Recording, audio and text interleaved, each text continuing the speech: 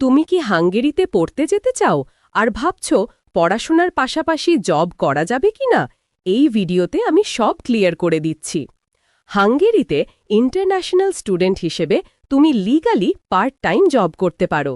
এটা তোমার living cost manage করতে অনেক হেল্প করে। সবচেয়ে ইম্পর্ট্যান্ট রুল হল তুমি সপ্তাহে সর্বোচ্চ ৩০ ঘন্টা কাজ করতে পারো। ফুল টাইম না, পার্ট টাইম অ্যালাউড। স্টাডি আর জব ব্যালেন্স করাটাই এখানে কি। স্টুডেন্ট হিসেবে তুমি বিভিন্ন ধরনের জব করতে পারো। রেস্টুরেন্ট বা cafe job, shop assistant, delivery job বা office based part time work. English জানলে জব পাওয়া সহজ হয়। সাধারণত প্রতি ঘন্টায় ৪ থেকে ৮ ইউরোর মতো ইনকাম হতে পারে, মানে মাসে একটা ডিসেন্ট অ্যামাউন্ট আর্ন করা পসিবল।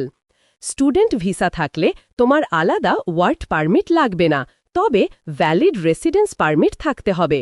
ক্লাস মিস করে জব করলে প্রবলেম হবে। ইউনিভার্সিটি অ্যাটেন্ডেন্স মেনটেন করা খুব জরুরি।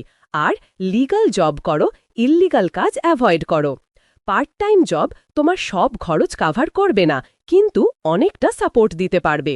ভিডিওটা হেল্পফুল লাগলে ফলো করো আর কমেন্ট করো জব।